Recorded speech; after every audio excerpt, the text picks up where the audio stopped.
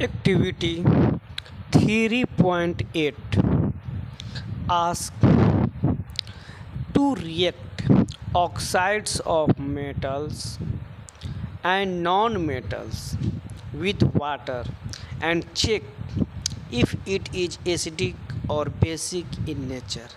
यानी कि कोई भी मेटल का ऑक्साइड लेना है या नॉन मेटल का ऑक्साइड लेना है और उसे वाटर के संग रिएक्शन कराना है और रिएक्शन कराने के बाद ये देखना है कि वो मेटल का ऑक्साइड एसिडिक है या बेसिक है, इसका चेक करना है। तो सबसे पहले मेटल का ऑक्साइड ऑब्टेन कैसे होगा? तो मेटल का ऑक्साइड ऑब्टेन करने के लिए मेटल को ऑक्सीजन के प्रेजेंस में बर्न करना होगा। ऑक्सीजन के प्रेजेंस में जैसे ही बर्न करेंगे तो वो मेटल का ऑक्साइड बनेगा।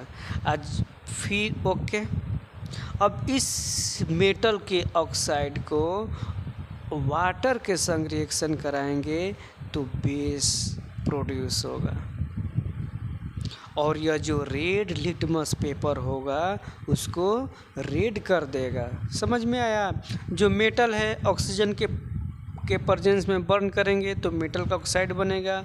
अब मेटल के ऑक्साइड को वाटर में मिक्स करेंगे तो बेस प्रोड्यूस होगा, यानी उसमें OH माइनस रहेगा।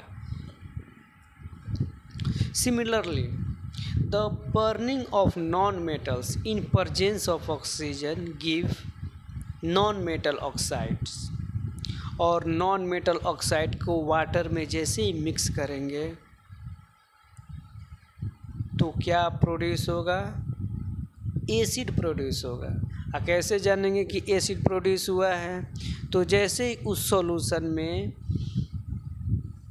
ब्लू लिटमस पेपर डालेंगे तो वो लिटमस पेपर रेड कलर में चेंज हो जाएगा।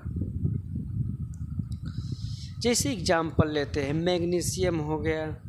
मैग्नीशियम को ऑक्सीजन के संग रिएक्शन कराए तो मैग्नीशियम ऑक्साइड हुआ। अब इस मैग्नीशियम ऑक्साइड को वाटर में जैसे ही डिजॉल्व किए तो मैग्नीशियम हाइड्रोक्साइड मिला जो कि एक्वस फॉर्म में होगा। तो यहाँ पे जो मैग्नीशियम हाइड्रोक्साइड है एक स्ट्रॉन्ग बेस तो नहीं कह सकते हैं, वे मैग्नीशियम हाइड्रोक्साइड नहीं, स्ट्रॉन्ग बेस नहीं है। और यह जो है इसका सॉल्यूशन जो होगा एल्कलाइन होगा और यह जो पीएच पेपर को क्या कर देगा? रेड पीएच पेपर को क्या करेगा? ब्लू में टर्न कर देगा। तो एप्लीकेशन क्या है? मैंने जो है सिरप जो देखे होंगे वो एंटी एसिड होंगे।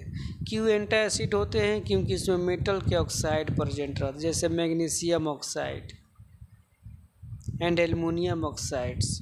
दिज मेटल्स ऑक्साइड जो होते हैं वे स्टोमक में जा कर के मैग्नीशियम हाइड्रोक्साइड, जैसे ही हम लोग इसका यूज करेंगे तो मैग्नीशियम हाइड्रोक्साइड बना लेंगे और वो एसिडिटी को क्या करेंगे? न्यूट्रलाइज कर देंगे। क्योंकि जो मेटल के ऑक्साइड हो या हाइड्रोक्साइड हो वो बेसिक इन नेचर होते हैं और जैसे ही उसे हम लोग लेंगे मेडिसिन के फॉर्म में तो हमारे स्टोमक में जैसे ही जाएगा तो स्टोमक में तो एसिड रहता है, तो बेस और एसिड के संग जैसे रिएक्शन करेगा वो न्यूट्रलाइज हो जाएगा। सल्फर जो होता है वो नॉन मेटल होता है, ठीक है, लेकिन रिएक्टिव होता है और यह ऑक्सीजन के संग रिएक्शन करके क्या बनाएगा? सल्फर डाइऑक्साइड, ठीक है। और सल्फर डाइऑक्साइड को जैसे ही वाटर में मिक्स करेंगे H2CO3 बनाएगा।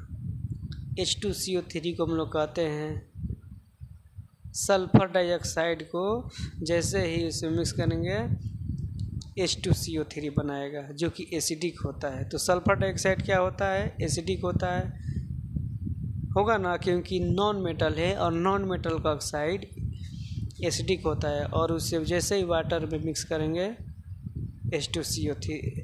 H2SO3 देगा, जिसको सल्फ्यूरस एसिड कहते हैं और सल्फ्यूरस एसिड, ठीक है। तो इस तरह से यह एक्टिविटी में हम लोग को यही ऑब्जर्व किए कि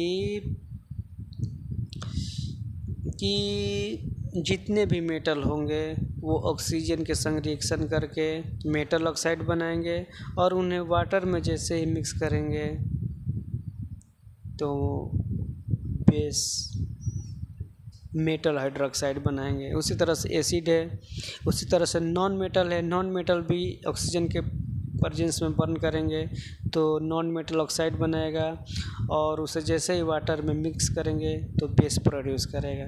थैंक यू।